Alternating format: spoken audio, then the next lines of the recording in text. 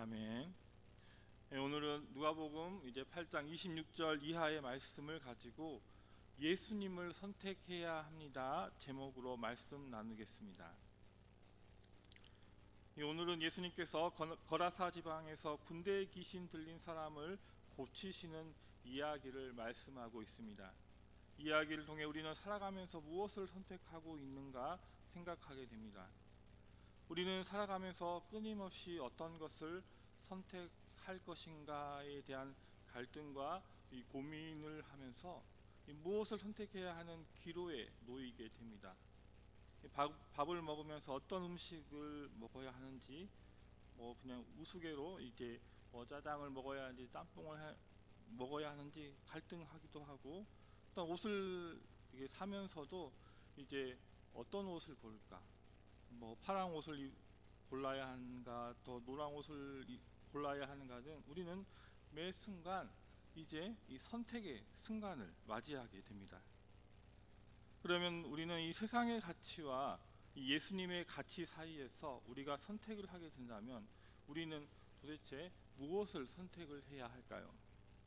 오늘 말씀을 통해 우리는 무엇을 선택해야 하는지 이제 깨닫게 되는데, 바로 우리는 예수님을 선택하고 이 참된 제자의 길을 걷는 결단을 하는 시간이 되시기를 소망합니다. 첫째로 우리는 이 세상의 악한 권세보다 예수님을 선택해야 합니다. 오늘 본문 27절에서 이 30절 말씀을 보면 예수께서 육지에 내리심에 그 도시 사람으로서 귀신 들린 자 하나가 예수를 만나니 그 사람은 오래 옷을 입지 아니하며 집에 거하지도 아니하고 무덤 사이에 거하는 자라. 예수를 보고 부르짖으며 그 앞에 엎드려 큰 소리로 불러 이르되 지극히 높으신 하나님의 아들 예수여, 당신이 나와 무슨 상관이 있나이까? 당신께 구하노니 나를 괴롭게 하지 마옵소서 하니, 이는 예수께서 이미 이 더러운 귀신을 명하사 그 사람에게서 나오라 하셨습니다.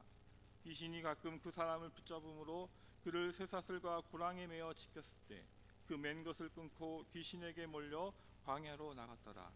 예수께서 내 이름이 무엇이냐 물으신즉 이르되 군대라 하니 이는 많은 귀신이 들렸음이라 말씀하고 있습니다. 이 말씀을 보면 이 군대 귀신 들린 자의 비참한 상황에 대해서 말씀하고 있습니다. 특별히 본문 27절 말씀을 보면 그는 오랫동안 옷을 입지 않고 벌거벗은 채로 무덤 사이에 살았던 것을 말하고 있습니다. 이러한 모습은 그가 사회에서 격리되고 소외된 삶을 살았음을 말씀해주고 있습니다. 또한 본문 29절을 보면 그는 많은 고통과 괴로움을 당하였는데 사람들이 쇠사슬과 고랑에 매어 묶어 놓으려고 했으나 그는 맨 것을 끊어버리고 광야로 도망을 쳐버렸기에 사람들이 그를 통제할 수가 없었습니다. 이때 예수님께서는 그 사람을 이렇게 만든 귀신들이 누구신지 물으시는데, 본문 30절을 보면 귀신들이 예수님께 말하기를 군대라 하면서 이는 많은 귀신이 들렸습니다 말하고 있는 것입니다. 우리가 가진 성경을 좀 자세히 보시면 본문 30절에 나온 이 군대에 대해서 이 각주나 이제 이 주석을 보시면 군대에 대해서 헬라어 레기온으로 로마 군대의 여단 규모라는 이 각주나 아마 주석이 달려 있을 것입니다. 그렇다면 이 레기온에 해당하는 군인 수는 무려 6,000명이라고 합니다. 오늘 본문에 나오는 이 군대에 귀신 들린 사람이 얼마나 많은 귀신들에 의해 지배당하고 있는지 우리는 알 수가 있는 것입니다. 그럼에도 예수님께서는 이 군대에 귀신 들린 사람을 명하여서 그 사람에게서 나오라 이렇게 명하시고 귀신들이 그 사람에게서 떠나게 되었습니다. 우리 예수님께서 이렇게 하실 수 있었던 것은 오늘 본문에 나온 대로 예수님께서 이 하나님의 아들이시고 그리고 이 구원자이시기 때문에 가능한 것입니다. 그리고 하나님께서 이 예수님에게 귀신의 능력을 뛰어넘으시는 권세와 권능을 이제 우리 예수님께 주셨기 때문입니다. 누가복음 1장 이 32절 말씀을 보면 이 천사 가브리엘이 우리 예수님의 이 탄생을 예고하면서 예수님은 어떤 분이신지 소개하는 말씀이 나오게 됩니다. 그 말씀을 잠깐 보면 그가 큰 자가 되고 지극히 높으신 이의 아들이라 일컬어질 것이요 주 하나님께서 그 조상 다윗의 왕위를 그에게 주시리니 이 말씀하고 있습니다. 여기서 이 큰 자에 해당하는 또 헬라어를 우리가 찾아보면 이 헬라어는 메가라고 합니다. 메가. 이 메가라는 뜻은 백만의 그리고 백만 명의 뜻을 가지고 있습니다. 우리 예수님은 이 백만 명의 힘과 능력을 가지신 분이십니다. 그리고 로마서 8장 38절과 39절 말씀을 보면 내가 확신하노니 사망이나 생명이나 천사들이나 권세자들이나 현재일이나 장래일이나 능력이나 높음이나 깊음이나 다른 어떤 피조물이라도 우리 주 그리스도 예수 안에 있는 이 하나님의 사랑에서 끊을 수 없으리라 이렇게 말씀하시면서 예수님은 이 세상의 모든 피조물의 능력을 합친 것보다 더 크신 능력과 권세를 가지시고 계신 것을 우리가 알 수가 있는 것입니다. 이렇게 우리가 이 두 군데의 말씀을 보면 우리 예수님은 6천의 수가 모인 이 군대 귀신과 사탄보다 그리고 세상의 어떤 권세자들과 비교할 수 없는 이 권세와 권능을 가지고 계신 것을 우리가 알게 되는 것입니다. 그렇다면 우리는 이러한 하나님의 귀한 말씀을 통해서 우리는 누구를 선택을 해야 할까요? 우리 모두 어떠한 상황 그리고 어떠한 어려움에 있을지라도 우리 예수님을 선택하시는 저와 여러분 되시기 바랍니다. 이제 둘째로 우리는 예수님과 같이 생명 살리는 일을 선택을 해야 합니다.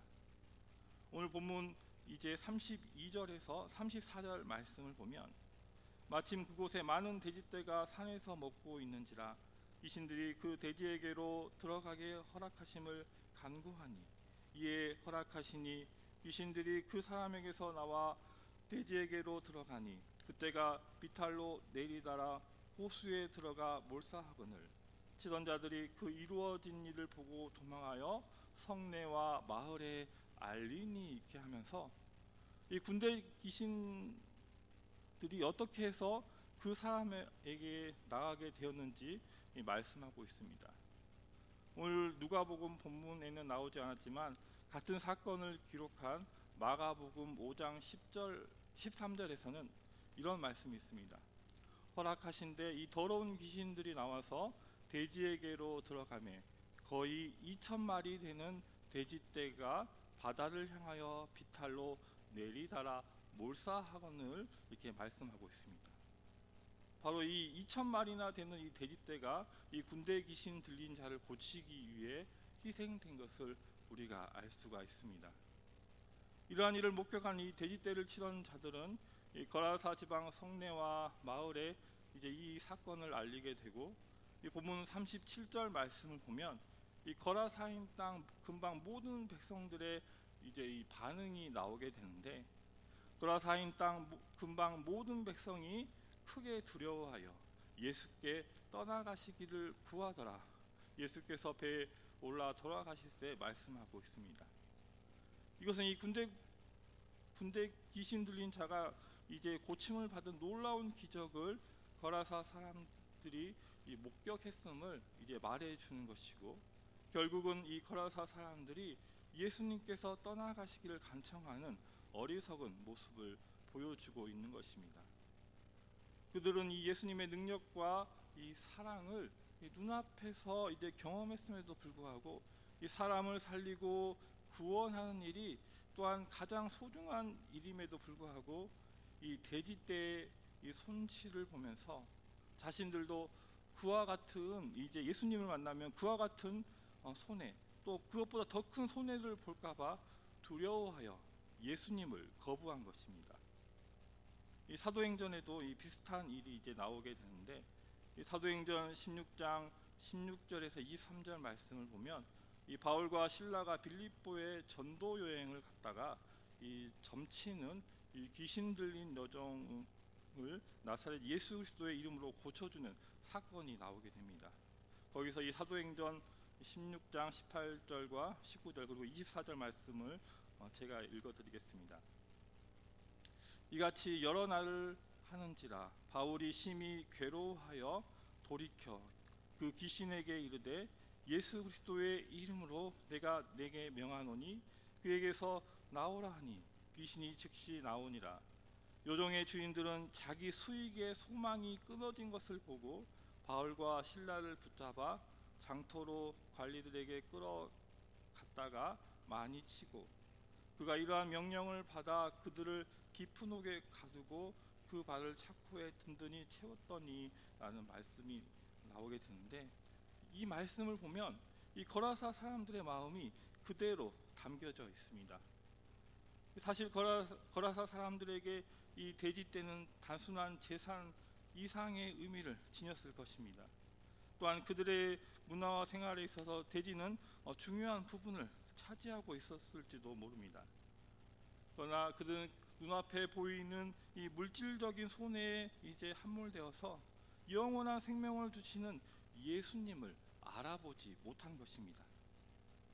이 그들의 또한 어리석음은 오늘 우리에게도 이제 경종을 주고 있는데, 우리도 때때로 세상의 가치에 눈이 멀어서 진정으로 소중한 것인 생명과 또한 구원과 이 영생의 소중한 가치를 놓치고 있지는 않은지 우리는 되돌아봐야 하는 것입니다. 우리 모두 예수님께서 우리에게 주신 구원과 그리고 생명과 이 영생의 가치를 선택하고 또한 이 생명 살리는 일에 최선을 다하는 우리 모두가 되시기 바랍니다. 그래서 우리는 오늘 이 말씀을 생각하면서 한 가지 중요한 질문에 이르게 됩니다. 그것은 바로 이 그리스도인은 무엇을 선택해야 하는가입니다. 우리는 세상 속에서 수많은 선택의 순간에 직면하게 됩니다. 돈과 명예와 권력과 같은 세상적인 가치들은 우리의 마음을 사로잡고 유혹하게 됩니다.